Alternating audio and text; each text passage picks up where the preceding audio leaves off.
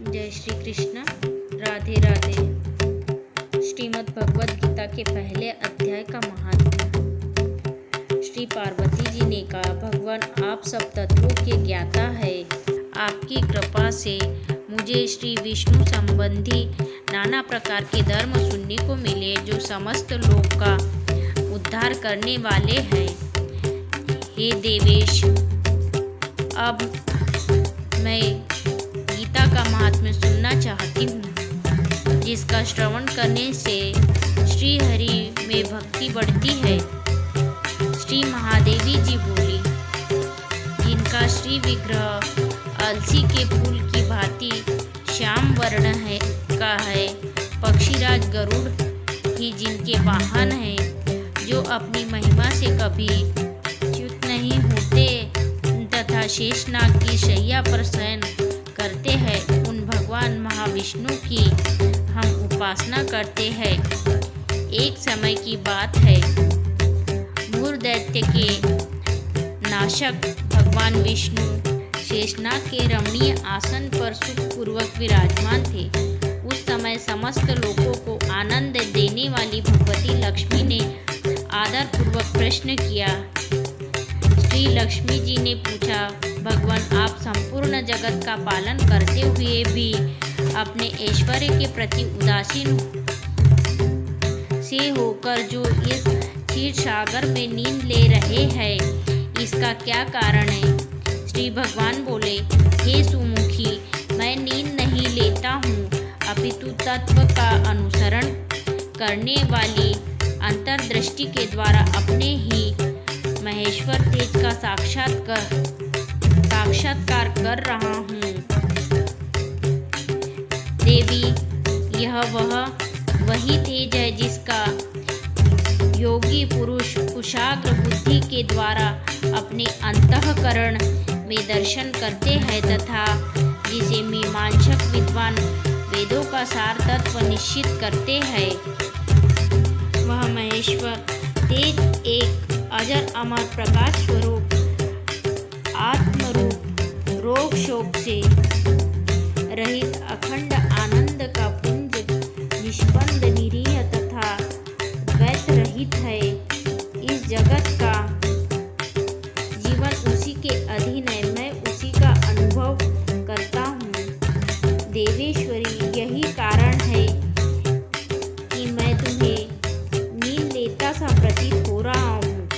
श्री लक्ष्मी जी ने कहा, ऋषिकेश, आप ही योगी पुरुषों के ध्येय है।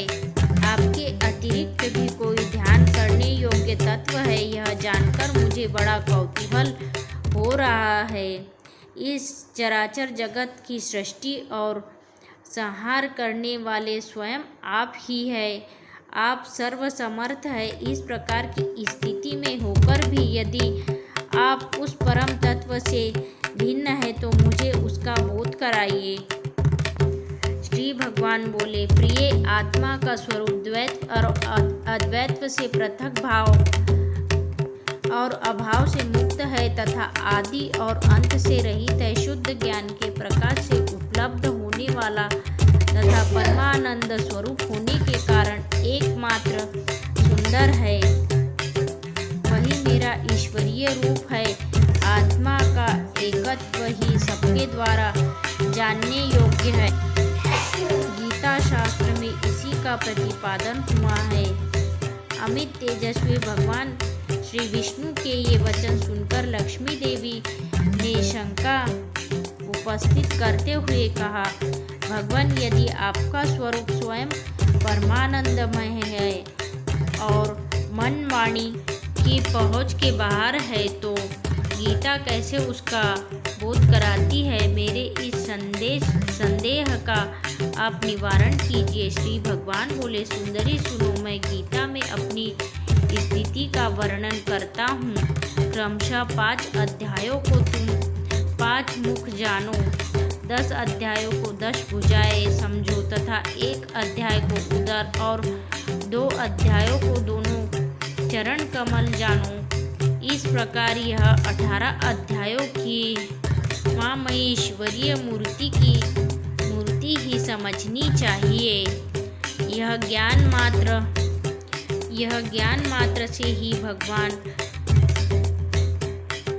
ही महान पातकों का नाश करने वाली है। जो उत्तम बुद्धि वाला पुरुष गीता के एक या आधे अध्याय का अथवा एक आधे या चौथाई श्लोक का भी प्रतिदिन अभ्यास करता है, वह सुशर्मा के समान मुक्त हो जाता है। श्री लक्ष्मी जी ने पूछा, हे देव, सुशर्मा कौन था, किस जाति का था और किस कारण उसकी मुक्ति हुई? श्री भगवान बोले, प्रिय सुशर्मा बड़ी खोटी बुद्धि का मनुष्य था। पापियों का तो वह शिरोमणि ही था। उसका जन्म वैदिक ज्ञान से शून्य एवं क्रूरतापूर्ण कर्म करने वाले ब्राह्मणों के कुल में हुआ था। वह न ध्यान करता था, न जप करता था, न होम करता था, न अतिथियों का सत्कार करता था। वह लंपट होने के कारण सदा विषयों के सेवन में ही आसक्त रहता था। हल जोतता और पत्ते बेचकर जीविका चलाता था। उसे मदिरा पीने का व्यसन था। वह मांस भी खाया करता था। उस प्रकार उसने अपने जीवन का दीर्घकाल व्यतीत कर दिया था। एक दिन मूढ़ बुद्धि सुशर्मा पत्ते लाने के लिए किसी ऋषि की वाटिका में घूम रहा था। इसी बीच में काल रूपी धारी काले सांप ने उसे डस लिया।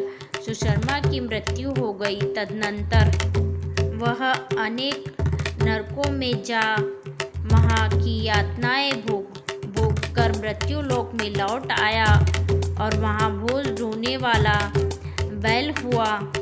उस समय किसी पंगु ने अपने जीवन को आराम से व्यतीत करने के लिए उसे खरीद लिया। बैल ने अपनी पीठ पर पंगु का भार ढोते हुए बड़े कष्ट के साथ 8 वर्ष बिताए। एक दिन पंगु ने किसी ऊंचे स्थान पर बहुत देर तक बड़ी तेजी के साथ उस बैल को घुमाया। इससे वह थककर बड़े वेग से पृथ्वी पर गिर पड़ा और मूर्छित हो गया। उस समय वहाँ कौतूहलवश आकृष्ट हो बहुत से लोग एकत्र हो गए। उस जन समुदाय में से किसी व्यक्ति ने उस बैल का कल्याण करने के लिए उसे अपना पुण्य दान किया। तत्पश्चात कुछ दूसरे लोगों ने भी अपने अपने पुण्यों को याद करके उन्हें उसके लिए दान किया। उस भीड़ में एक वैश्या भी खड़ी थी। उसे अपने पुण्य का पता नहीं था, तो भी उसने लोगों की देखा देखी की उस बैल के लिए कुछ त्याग किया। तदनंतर यमराज के दूत उस मरे हुए प्राणी को पहले यमपुरी ले गए। वहाँ यह विचार कर कि यह वैश्य के दिए हुए पुण्य से पुण्यवान हो गया है, उसे छोड़ दिया गया। फिर वह भूलोक में आकर उत्तम कुल और शील वाले ब्राह्मणों के घर में उत्पन्न हुआ। उस समय भी उसे अपने पूर्व जन्म की बातों का स्मरण बना रहा। बहुत दिनों के बाद अपने अज्ञान को दूर करने वाले कल्याण तत्व का जिज्ञासु होकर वह उस वैश्या के पास गया और उसके दान की बात बतलाते हुए उससे पूछा, तुमने कौन सा पुण्य दान किया था? वैश्या ने उत्तर, वह पिंजरे में बैठा हुआ तोता प्रतिदिन कुछ पढ़ाता है, उससे मेरा अंतःकरण पवित्र हो गया। उसी का पुण्य मैंने तुम्हारे लिए दान किया था। उसके बाद उन दोनों ने तोते से पूछा। तब उस तोते ने अपने पूर्व जन्म का स्मरण करके प्राचीन इतिहास कहना आरंभ किया। शुभ बोला, पूर्व जन्म में मैं विद्वान होकर भी विद्वत्ता के अभिमान से मोहित रहता था। मेरा राग द्वेष इतना बढ़ गया था कि मैं गुणवान विद्वानों के प्रति भी ईर्ष्या भाव रखने लगा। फिर समयानुसार मेरी मृत्यु हो गई और अनेकों घृणित लोकों में भटकता फिरा।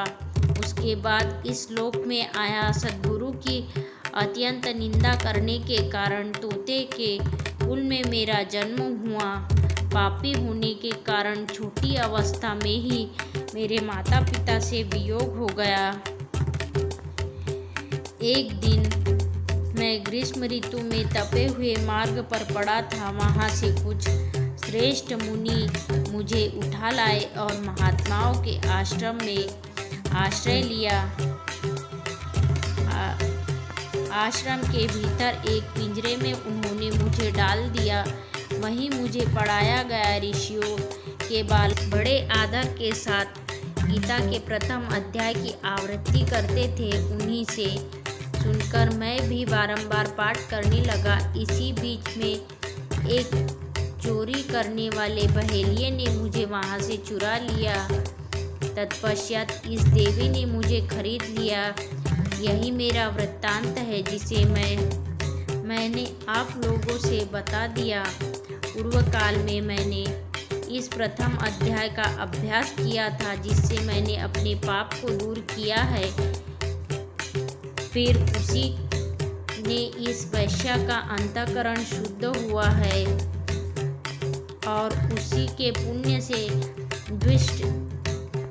द्विश्रेष्ठ सुशर्मा भी पाप मुक्त हुए हैं। इस प्रकार परस्पर वार्तालाप और गीता के प्रथम अध्याय के महात्म की प्रशंसा करके वे तीनों निरंतर अपने अपने घर पर गीता का अभ्यास करने लगे। फिर ज्ञान प्राप्त करके वे मुक्त हो गए। इसीलिए जो गीता के प्रथम अध्याय को पढ़ता, सुनता तथा अभ्यास करता है, उसे इस भवसागर को पार करने में कोई कठिनाई नहीं होती है। बोल श्री कृष्ण भगवान की जय।